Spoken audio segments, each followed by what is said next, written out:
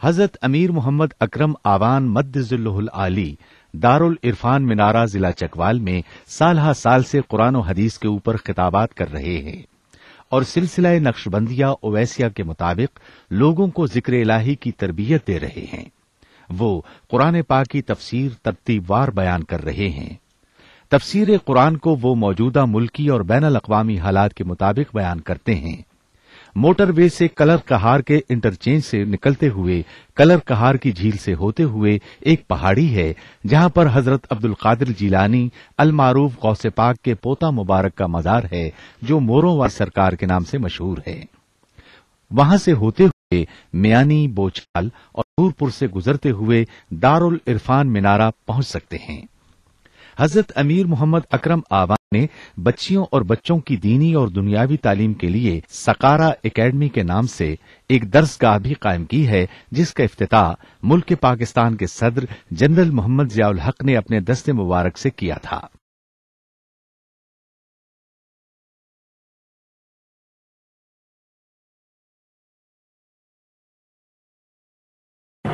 الحمدللہ رب العالمین والصلاة والسلام علی حبیبہ محمد وآلہ وصحبہ اجمعین۔ اعوذ باللہ من الشیطان الرجیم، بسم اللہ الرحمن الرحیم۔ وَإِذَا سَمِعُوا اللَّغْوَ أَعْرَضُوا عَنْهُ وَقَالُوا لَنَا أَعْمَالُنَا وَلَكُمْ أَعْمَالُكُمْ سلام علیکم لا نبتغی الجاہلین انک لا تہدی من احببت ولکن اللہ یہدی من یشاء وہو اعلم بالمہتدین۔ اللہم سبحانک لا علم لنا الا ما علمتنا انک انت العلیم الحکیم۔ مولایا صلی وسلم دائما ابدا علی حبیبک من زانت بہ الاسر۔ اللہ کریم نے مومن کی صفت ارشاد فرمایا سورہ قصص میں ہے 20ویں پارے میں، وَإِذَا سَمِعُوا اللَّغْوَ أَعْرَضُوا عَنْهُ، جب کوئی فضول بات سنتے ہیں، لغو بات سنتے ہیں، بے حیائی کی بات سنتے ہیں، کوئی بیہودہ بات جب سنتے ہیں، اعرضوا عنہ، تو اس سے رخ پھیر لیتے ہیں۔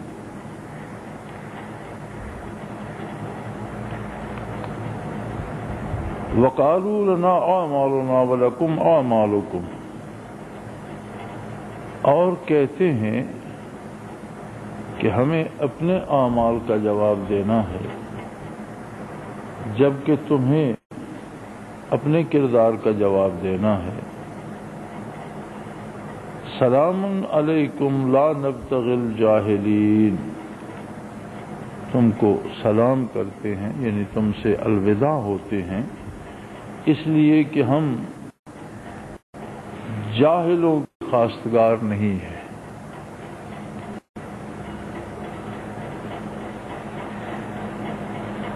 آج پراپوگنڈے کا زمانہ ہے، سب سے زیادہ پراپوگنڈا بے حیائی کا کیا جاتا ہے۔ وہ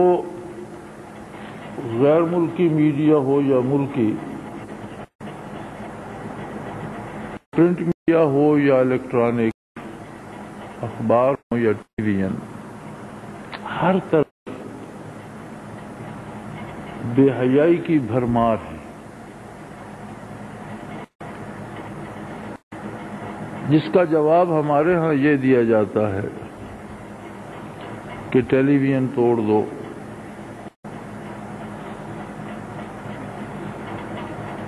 یا ٹیلی ویژن کے دکاندار کی دکان جلا دو۔ لیکن اس طرف کوئی بھی نہیں سوچتا کہ اس کے مقابلے میں جھوٹ کے مقابلے میں سچ کو عام کیا جائے۔ ٹیلی ویژن ہے وہ بھی اخبار کی طرح ایک آلہ ہے، جو بات کر رہا ہوتا ہے یا جو سامنے کیمرے کے ہوتا ہے اس کا عکس بھی اس میں آ جاتا ہے، اس کی بات بھی سنائی دیتی ہے۔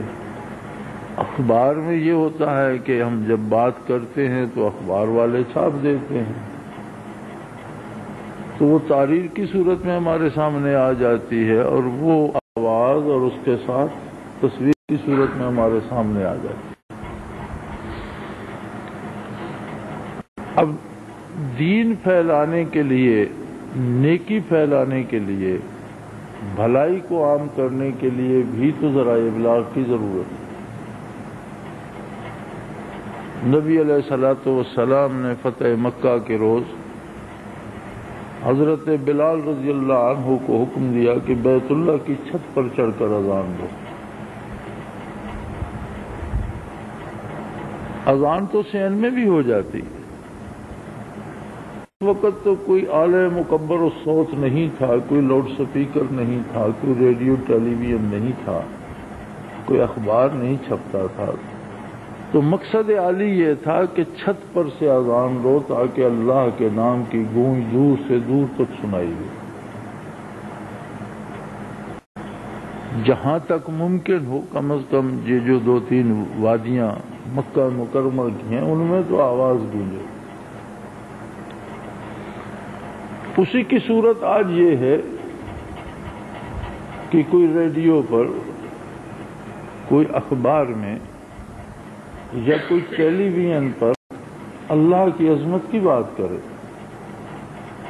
حقائق کی بات کرے، خرافات کے مقابلے میں کردار کی بات کرے۔ کیونکہ یاد رکھیں،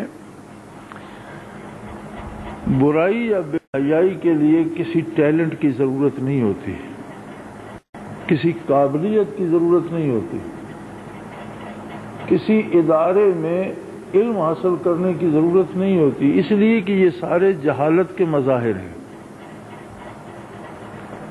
برائی اور بے حیائی کے پیچھے جہالت اور لا علمی ہوتی ہے، اس کے لیے کسی ڈگری کی ضرورت نہیں پڑتی۔ اس لیے یہ ایسے کام ہے کہ کوئی بھی کر سکتا ہے۔ اگر گاؤں کا چودھری یا چودھری کا بیٹا کر سکتا ہے تو گاؤں کے ایک کمی یا اس سے غریب تر بندے کا بیٹا بھی اسی طرح کی بے حیائی کر سکتا ہے۔ اگر ایک بہت پڑھا لکھا آدمی کو برائی یا بری بات یا بے حیائی کی بات یا بیہودہ بات کرتا ہے تو کوئی ان پڑھ اور جاہل اس سے زیادہ بیہودگی سے بات کر سکتا ہے۔ برائی کے لیے ٹیلنٹ کی ضرورت نہیں ہوتی، کسی ڈگری کی ضرورت نہیں ہوتی، چونکہ برائی کی بنیاد جہالت ہے۔ اس لیے یہاں ارشاد فرمایا گیا کہ میرے بندے جب برائی سنتے ہیں یا بیہودہ بات سنتے ہیں تو اس سے رخ پھیر لیتے ہیں، اسے پسند نہیں کرتے، اسے سننا گوارا نہیں کرتے، اور ساتھ یہ بھی کہتے ہیں بیہودہ بات کرنے والے کو کہ ایک وقت آ رہا ہے جب تجھے بھی اپنے اعمال کا جواب دینا ہوگا اور ہمیں اپنے کردار کا جواب دینا ہوگا۔ پھر فرماتے ہیں کہ ہم تو اس سے جدا ہوتے ہیں اس لیے کہ ہم جاہلوں کو پسند نہیں کرتے۔ اب یہ ضروری تو نہیں جو ٹیلی ویژن پر یا ریڈیو پر بات کر رہا ہے وہ جاہل ہو، ممکن ہے بہت پڑھا لکھا بندہ، لیکن جب بات بے حیائی کی کر رہا ہوتا ہے تو اس کا مصدر جہالت ہے۔ جتنا پڑھا لکھا بھی ہے جب بیہودہ بات کرتا ہے تو عند اللہ اسے جاہل ہی سمجھا جاتا ہے، چونکہ بیہودگی جہالت کا پھل ہے۔ اور یاد رکھیں اسلام نے کفر کو علم سے مٹایا ہے، کفر بھی جہالت کا پھل ہے۔ کوئی نہیں جانتا اللہ کون ہے، کوئی نہیں جانتا اس کی شان کیسی ہے، کوئی نہیں جانتا اس کی عبادت کس طرح کرنی ہے، یہ ساری جہالت ہے، اور اس کا پھل کیا ہے؟ کفر اور شرک۔ نبی علیہ الصلوۃ والسلام نے علم کے وہ خزینے لٹائے جن کی مثال نہ آپ سے پہلے دنیا میں ملتی ہے اور نہ آپ صلی اللہ علیہ وسلم کے بعد قیامت تک مل سکتی. یہ سارا کیا تھا؟ علم تھا. اللہ کی ذات کے بارے علم، اللہ کی صفات کے بارے علم، اللہ کی پسند کے بارے علم، اللہ کی ناپسند کا علم، کس بات پر اللہ راضی ہے اور کس بات پہ ناراض ہوتا ہے، یہ علم کی بات ہے. اعمال کے نتائج، کس عمل کا نتیجہ کیا ہوگا اور کہاں کہاں وہ اثر انداز ہوتے ہیں. اب آپ دیکھ لیجئے رسول اللہ صلی اللہ علیہ وآلہ وسلم نے جو علم تقسیم فرمایا وہ اتنا مضبوط اور اس میں اتنی قوت ہے کہ آپ کسی ان پڑھ چرواہے سے بھی پوچھیں تو وہ بھی بات قیامت کی کرتا ہے. ایک جاہل گنوار ان پڑھ بندہ سارا دن جنگل میں ریوڑ چراتا ہے، کسی عالم کی صحبت میں بیٹھنا نصیب نہیں، کسی مدرسے کا منہ نہیں دیکھا، لیکن جب بات علم پر آتی ہے تو وہ بھی اللہ کے وجود کی بات کرتا ہے، اس کے معبود برحق ہونے کی. وہ بھی کہتا ہے لا الہ الا اللہ، اللہ کے سوا کوئی عبادت کے لائق نہیں. وہ یہ بھی جانتا ہے محمد الرسول اللہ صلی اللہ علیہ وسلم، حضرت محمد صلی اللہ علیہ وسلم اللہ کے رسول ہے. وہ یہ بھی جانتا ہے کہ موت برحق ہے. وہ یہ بھی جانتا ہے کہ کرامن کاتبین اعمال لکھ رہے ہیں. وہ یہ بھی جانتا ہے کہ حساب ہوگا، برزخ میں بھی ہوگا، میدان حشر میں بھی ہوگا. اسے کس نے بتایا؟ میں نے بتایا؟ مجھے کس نے بتایا؟ جس نے مجھے بتایا اسے کس نے بتایا؟ یہ سارا علم اور اس کی بنیاد ہے محمد الرسول اللہ صلی اللہ علیہ وسلم کے ارشادات عالی. ہمارے پاس اللہ کی کتاب ہے اور یہ علم کا وہ خزانہ ہے جس میں دنیا و آخرت کے تمام علوم سمو دیے گئے. بڑی عجیب سی بات ہے کہ قرآن کریم کا چھوٹے سے چھوٹا نسخہ کو 1 انچ مربع بھی ہے. اس 1 انچ مربع نسخے میں بھی دنیا اور آخرت کے سارے علوم سمو دیے گئے. اور اگر اللہ کریم وسعت نظر عطا کرے تو قرآن کی ایک ایک آیت میں دنیا اور آخرت کے سارے علوم موجود ہیں. یہ الگ بات ہے کہ مفسرین کرام نے عمریں لگائیں، محنتیں کی، تعلیم حاصل کرنے میں، تعلیم کو اپنا وجود کا حصہ بنانے میں، اس پر عمل کرنے میں، پھر وہ موتی بکھیرنے میں، اور قرآن حکیم کے سمندر میں غوطے لگا لگا کر انہوں نے بے شمار جواہر بے بہا نکالے. قرآن کریم ایک ایسی کتاب ہے، واحد کتاب ہے جس کی 2 لاکھ سے زیادہ تفاسیر طبع ہوئی،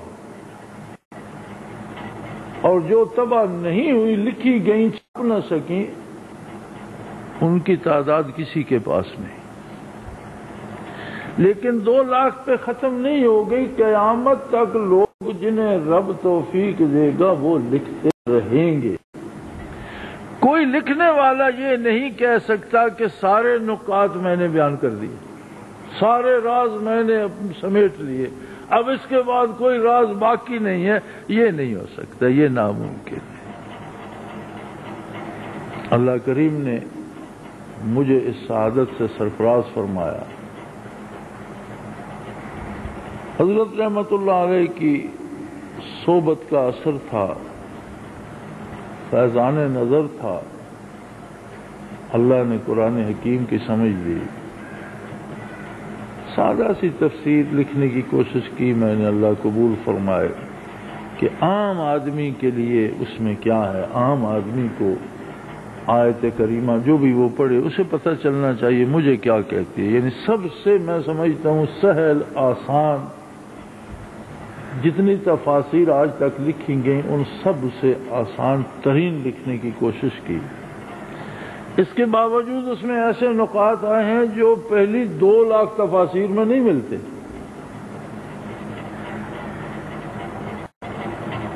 حالانکہ وہ کوئی اتنی ماقت الآرات تصنیف لکھنے کی بات نہیں ہے، یا کوئی اتنی ایسی تفسیر نہیں لکھی گئی کہ بڑی مثالی ہو. کوشش یہ کی گئی ہے کہ عام آدمی کو آیے کریمہ کا ترجمہ جب پڑھے تو اسے سمجھ آ جائے کہ میرے لیے اس میں کیا حکم ہے، مجھے اس آیت کے مطابق کیا کرنا چاہیے. یعنی نہایت سادہ، نہایت سلیس اردو، نہایت عامیانہ سے جملے، روزمرہ کی زبان، کوئی ادبی کاوش نہیں کی گئی، کوئی اس میں حوالے نہیں دیے گئے، کوئی اس میں گرامر زیر بحث نہیں لائی گئی، کوئی صرف و نحو کی بات نہیں کی گئی، کوئی شان نزول کی بات نہیں کی گئی، سادہ سادہ سی بات.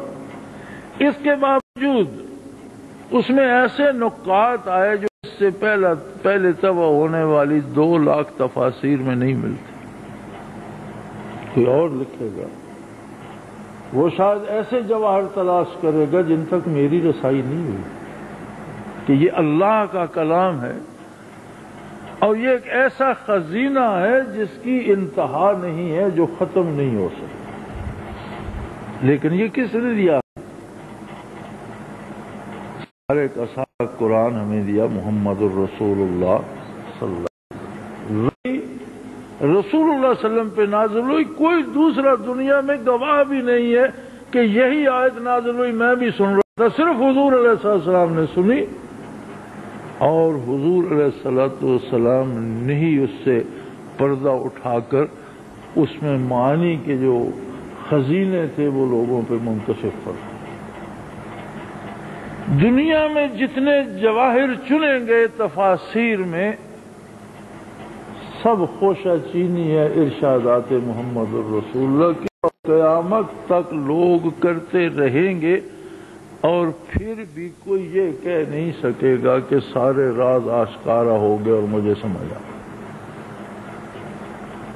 ایک استاد پڑھاتا ہے، ہم بھی پڑھاتے ہیں، میں بھی استاد ہوں، شاید جسے ہم پڑھا رہے ہیں اس پر بھی اتنی باتیں منکشف نہ، شاید ہمارے مر جانے کے بعد کسی کو یاد نہ رہے.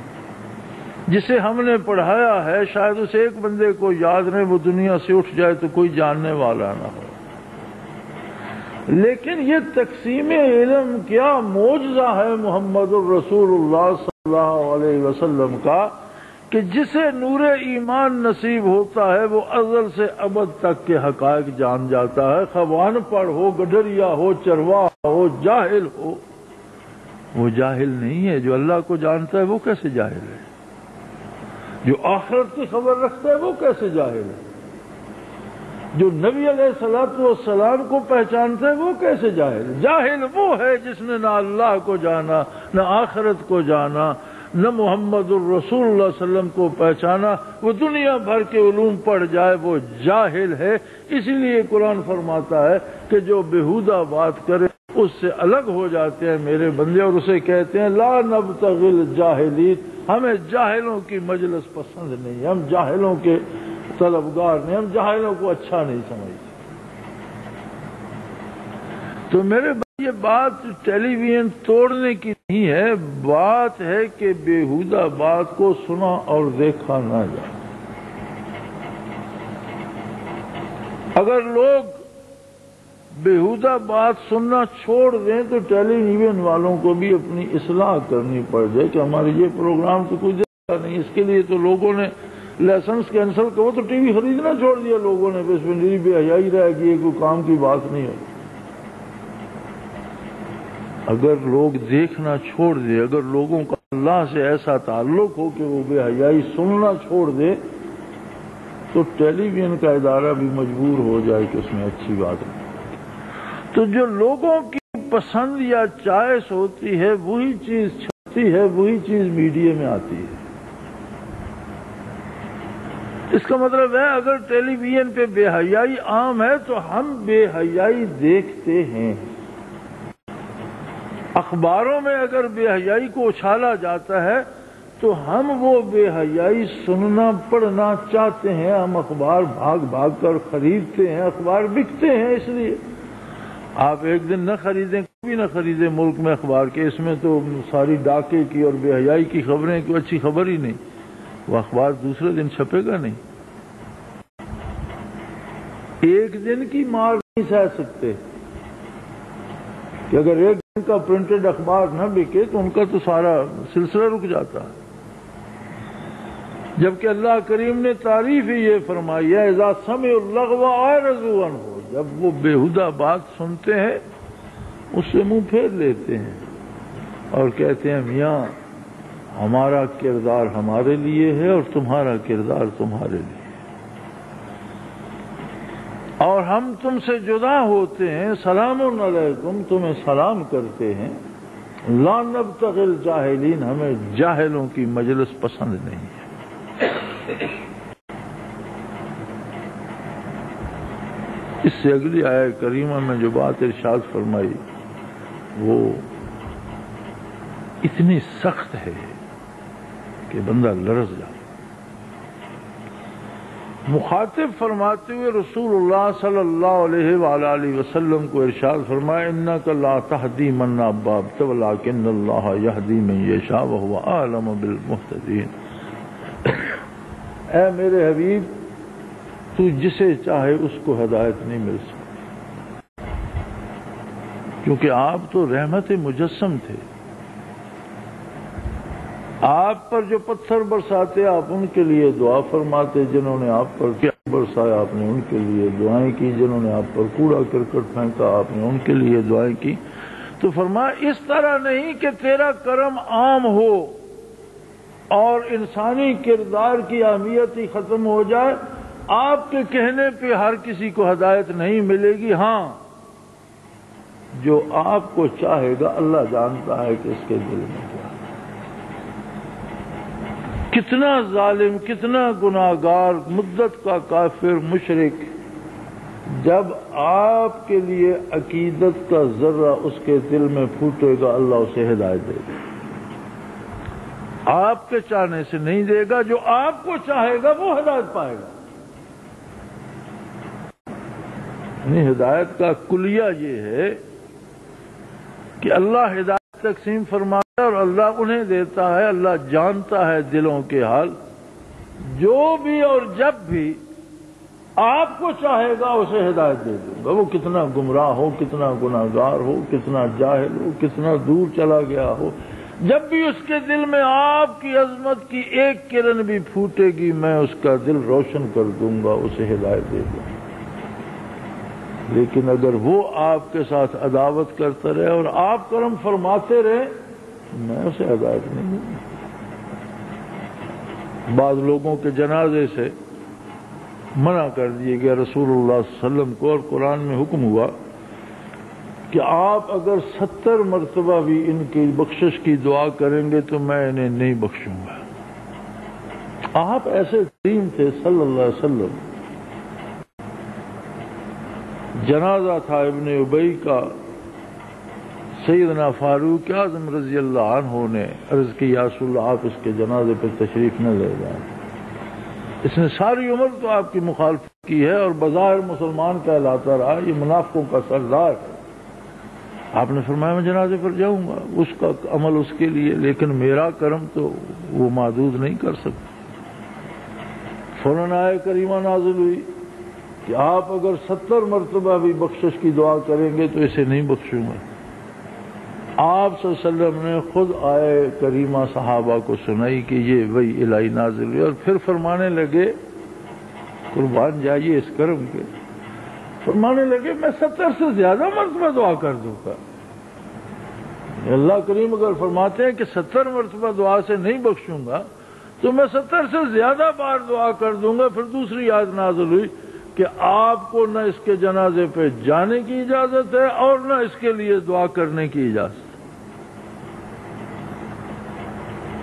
نہ آپ جنازے ان میں سے کوئی بھی مر جائے آپ اس کی قبر پر بھی تشریف نہیں لے جائیں گے اور اس کے لیے مغفرت کی دعا بھی نہیں فرمائیں گے، روک دیا گیا۔ اس لیے کہ آپ کا کرم تو عام ہے، آپ رحمت مجسم ہیں، لیکن نتائج تو مرتب ہوں گے کہ اس کے دل میں آپ کے لیے کیا ہے. اگر اس کے دل میں بغض ہے تو میں اسے معاف نہیں کروں.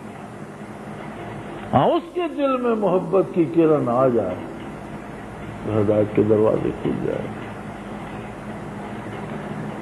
اب ایک دل میں دو محبتیں نہیں ہوتی.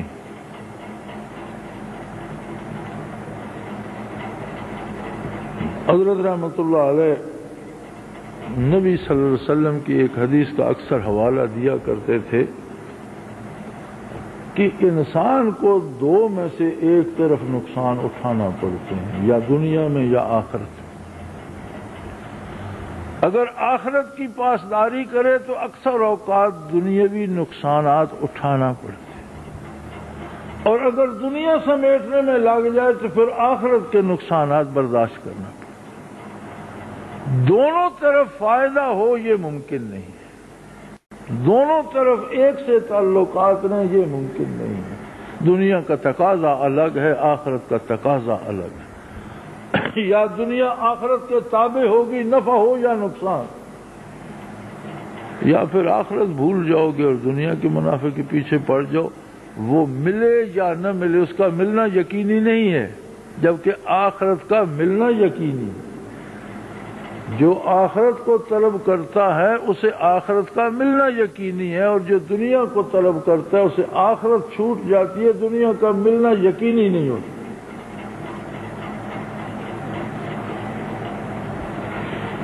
تو بات ہو رہی تھی بے حیائی سے رکنے کی. اب ہمارے دل میں اگر تو بارگاہ نبوی کی محبت ہے، اگر تو ہم چاہتے ہیں کہ کبھی خواب ہی میں سے ہی ہمیں آقا نامدار صلی اللہ علیہ وسلم کی زیارت ہوگی، اگر ہم چاہتے ہیں کہ قبر میں جب فرشتہ سوال کرے ما کنت تقول فی حق ھذا الرجل، اس ہستی کے بارے دنیا میں تو کیا کہتا تھا، تو سامنے آقا نامدار کا رخ انور ہو اور میں کہہ اٹھوں فداء ابی و امی ھذا رسول اللہ صلی اللہ علیہ وسلم، میرے ماں باپ اس پر قربان ہو، یہ تو اللہ کا حبیب ہے، اللہ کا رسول ہے، میرا نبی ہے. اگر ہم یہ چاہتے ہیں تو پھر ہمیں اپنی آنکھوں کو، اپنی زبان کو، اپنے دل کو بے حیائی سے بچانا ہوگا. ایک عام سا مثال ہے سیمنٹ. آپ ایک اینٹ کو کیچڑ میں لتھڑ دیں، اس پہ سیمنٹ لگائے نہیں لگے گا. ایک اینٹ کو تر نہ کریں، خشک رہنے دیں، اس پہ سیمنٹ لگائے نہیں لگے گا. ہر اینٹ کو آپ پانی میں ڈبوئیں گے، اس سے آلائش دور کریں گے، اسے صاف کریں گے، پھر اس پر سیمنٹ لگائیں گے، تب لگے گا. انسانی دل میں بے حیائی دیکھنے کا شوق بھی ہو، فواحشات کا شوق بھی ہو، برائی کا شوق بھی ہو، بری باتیں سننے کا شوق بھی ہو، اور پھر اس دل میں عشق رسول بھی ہو، کیسے ممکن ہے؟ یہی وجہ ہے کہ دل میں جب حب رسول نہیں ہوتی تو ہمارے اعمال ہمارے کردار کی تعمیر نہیں کرتے. یہ جو ہمارے مولوی نے، برائے نام مولوی نے، علماء تو جانتے ہیں، لیکن ہماری مصیبت یہ ہے کہ بہت سے لوگ ایسے ہیں جن کے پاس علم نہیں ہے لیکن وہ مولوی ہیں. اس نے ہمیں ایک تصور دے دیا ہے کہ جی نیکی جو ہے یہ ادھاری مزدوری ہے اور اس کا اجر مرنے کے بعد ملے گا، جو سراسر غلط تصور ہے، بے بنیاد ہے. ہر نیکی کا اجر فوراً ملتا ہے. نیکی کا اجر ہوتا کیا ہے؟ نیکی کا اجر یہ ہوتا ہے کہ اس کے اعمال کی اصلاح ہونا شروع ہو جائے. ان الصلاۃ تنہی عن الفحشاء والمنکر، جو لوگ باقاعدگی سے نماز ادا کرتے ہیں، نماز بے حیائی سے اور برائی سے روک دیتی ہے. اب اگر نماز مقبول ہوتی ہے تو بے حیائی دیکھنے کو جی نہیں چاہتا، اور اگر ہم نماز اتنی جلدی پڑھ رہے ہیں کہ جلدی ختم ہو کہ فلاں فلم گزر جائے گی اور وہ ساری بے حیائی پہ مبنی ہے، اس کا مطلب ہے نماز قبول نہیں ہوئی. ایک ایکسرسائز ہے جو ہم نے کر لی، دل میں تڑپ برائی کی ہے، وجود کو ہم یہاں اٹھا بٹھا رہے ہیں. اور قرآن نے یہ اصول دے دیا، ان الصلاۃ تنہا عن الفحشاء والمنکر، نماز بے حیائی اور برائی سے روکتی ہے۔ گویا ہر نیک عمل کا پہلا ثواب یہ ہے کہ نیکی کی مزید توفیق ہوتی ہے اور گناہ سے بچنے کو جی چاہتا ہے، گناہ سے بچنے کی توفیق ہوتی ہے۔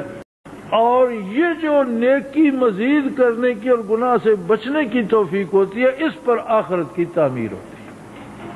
آخرت کا اجر جو ہوگا وہ اس کردار پر ہوگا، اور عبادات کا اجر یہ ہے کہ اس سے کردار کی اصلاح ہو جاتی ہے۔ ہم اگر اپنے حقائق تلاش کریں تو پاکستان کی کم از کم 2/3 سے زیادہ آبادی حج سے مستفید ہو چکی ہے۔ کچھ لوگ اپنے سرمایہ پر گئے، کچھ لوگوں کے بچے فوج میں ادھر سعودیہ وغیرہ چلے گئے، والدین کو انہوں نے بلا لیا، کچھ اور بزرگوں کے بچوں نے دولت کما لی، والدین کو حج پر بھیج دیا۔ میرے اپنے اندازے کے مطابق 2/3 آبادی پاکستان کی جو ہے، اگر 14 کروڑ آبادی ہے تو کم از کم 8 کروڑ بندے ایسے ہوں گے جو حج کر کے آ چکے ہیں، مرد و خواتین۔ اگر 14 میں سے 8 کروڑ بندوں کا کردار سدھر جائے تو کیا ریاست اسلامی نہ بن جائے؟ حج کیا ہے؟ زندگی میں ایک بار فرض ہے، یعنی ایسی عبادت ہے کہ زندگی میں ایک بار کر لی جائے تو حضور علیہ الصلوۃ والسلام فرماتے ہیں کہ آدمی اس طرح ہو جاتا ہے حج میں گویا آج پیدا ہوا، پہلے سارے گناہ دھل جاتے ہیں۔ جس طرح بچہ دنیا میں پیدا ہوتا ہے بے گناہ اور بے قصور اور ظلمت سے پاک، بندہ بیت اللہ سے اسی طرح باہر نکلتا ہے۔ لیکن وہ بچہ جو بالکل گناہوں سے پاک پیدا ہوتا ہے، جب اس میں شعور آتا ہے تو خود کو گناہوں سے لتھڑ لے تو وہ پاکی اس کے کس کام ہے؟ ہم بھی اکثریت کا عالم تو یہ ہوتا ہے کہ مکے میں رہتے ہوئے عبادت کی طرف دھیان کم اور خرید و فروخت کی طرف زیادہ ہوتا ہے کہ میں یہاں آ تو گیا ہوں، یہاں سے کیا کیا لے کے جاؤں جو وہاں نہیں ملتا۔ خرید و فروخت منع نہیں ہے، لیکن خرید و فروخت ہی کو اہمیت دے دینا اور فرائض حج کو فراموش کر دینا، یہ تو درست نہیں ہے۔ جنہیں حج کی اہمیت کا اندازہ ہوتا ہے وہ عجیب لوگ ہوتے ہیں۔ میں عرفات میں تھا، منا میں تھے، ہم عرفات سے واپس آ گئے تھے، قربانیاں ہو رہی تھیں۔ ایک پٹھان مولوی صاحب تھے، وہ کراچی میں کہیں کسی مسجد کے خطیب تھے، تو سال بھر بچاتے رہتے، اگر سرمایہ بن جاتا تو حج پہ چلے جاتے۔ تو میں ان کے پاس اکثر بیٹھا رہتا تھا، اچھے آدمی تھے، اچھی باتیں ہوتی تھیں۔ تو میں گیا تو پیسے گن رہے تھے۔ حضرت کیا بات ہے، کیا گن رہے ہیں؟ فرمانے لگے یار میں گن رہا ہوں کہ میرے پاس کتنے پیسے ہیں، واپسی کا خرچ بھی ہے، کچھ دن ابھی رہنا بھی، اس کا حساب کر رہا ہوں، تو میرے پاس کچھ پیسے بچتے ہیں، میرے خرچ سے زائد ہیں۔ تو میں نے کہا پھر آپ ان کا کیا کریں؟ کہنے لگے ایک بکرا اور کاٹوں گا۔ انہوں نے یہ نہیں کہا کہ میں ان کا سونا خرید لوں گا یا ان کا کمبل خرید لوں گا یا کہنے لگے ابھی تو مینا میں ہے، قربانیاں کر رہے ہیں، ایک بکرا اور کاٹوں گا، میرے پاس اتنے پیسے بچتے ہیں، یعنی ایک قربانی اور کروں۔ اسے اندازہ ہے اس بندے کو کہ وہ کہاں بیٹھا ہے، اسے اندازہ ہے کہ میں منو سونا بھی لے جاؤں، لیکن یہاں اسماعیل ذبیح اللہ کی قربانی ہوئی تھی، یہاں اگر ایک بکرا اور ذبح کر دوں تو شاید مجھے کیا کچھ آخرت میں مل جائے۔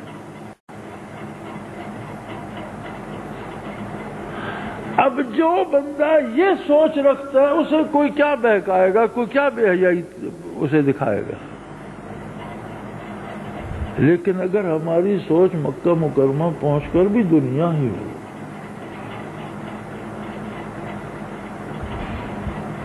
تو آپ دیکھ لیجئے نتیجہ یہ ہوتا ہے کہ 2/3 آبادی حاجی ہے، لیکن کسی پر اعتبار کرنے کو دل نہیں کرتا۔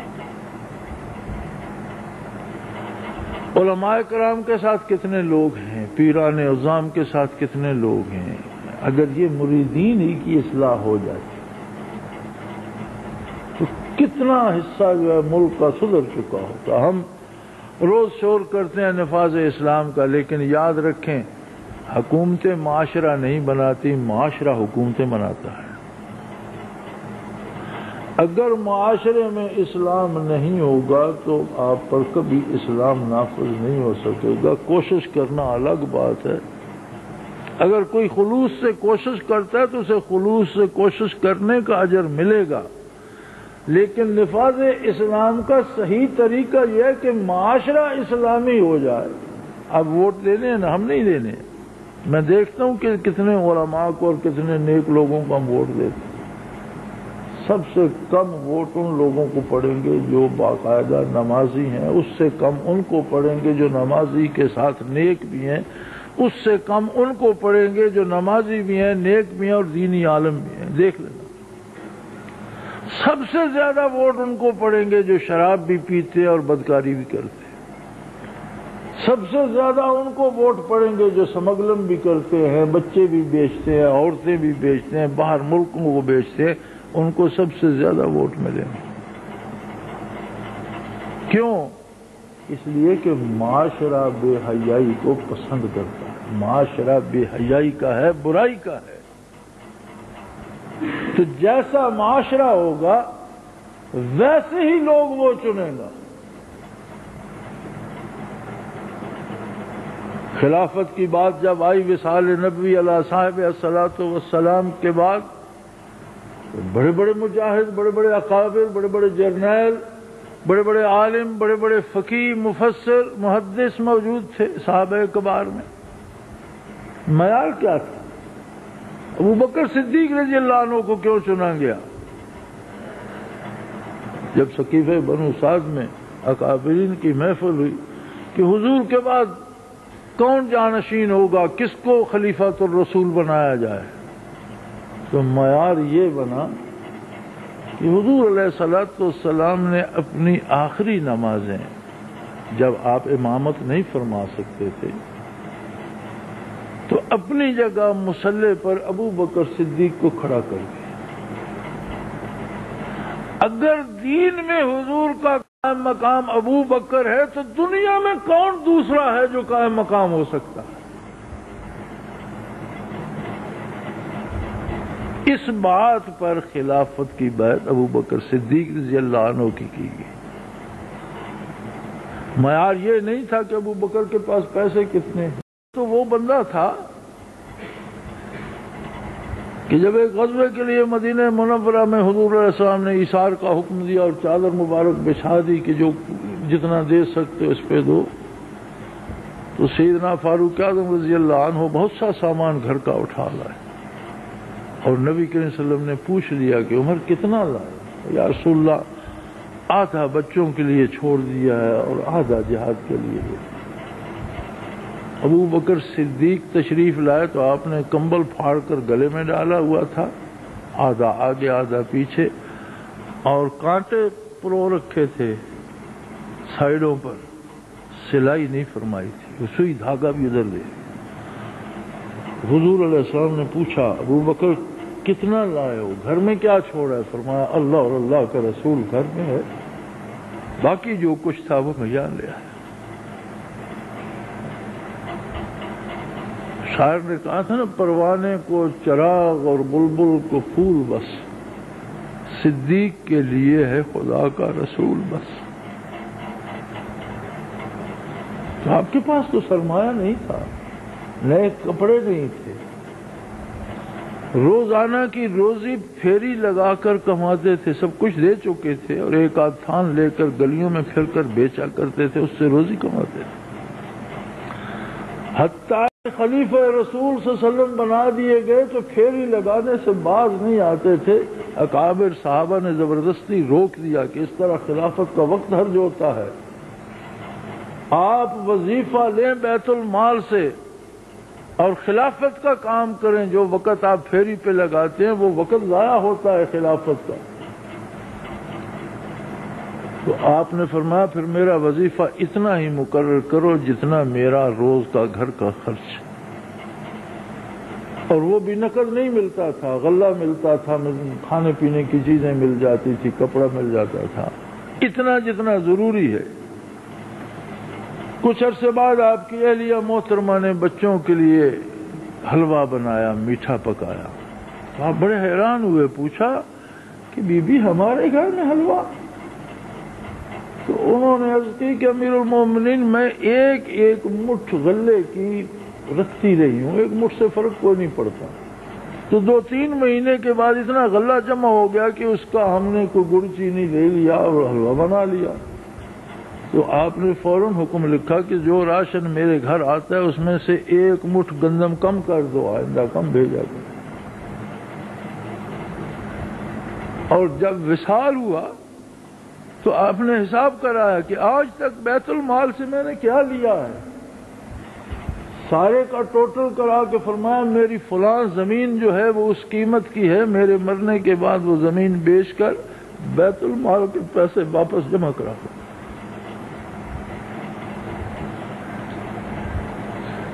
پرانی چادر تھی، وصیت فرمائی کہ میرا کفن اسی چادر سے بنانا۔ سیدہ عائشہ صدیقہ رضی اللہ عنہا نے پوچھا کہ امیر المومنین کے لیے کوئی نیا کپڑا دستیاب نہیں ہوگا؟ تو فرمایا قبر میں نئے کپڑے کو کیا کروں گا، کسی زندہ آدمی کے کام آئے گا، میرے لیے یہ پرانی چادر کافی ہے۔ دولت تو نہیں تھی صدیق اکبر کے پاس کہ اسے خلیفہ چنا گیا، قرب رسول تھا، نیابت رسول تھی۔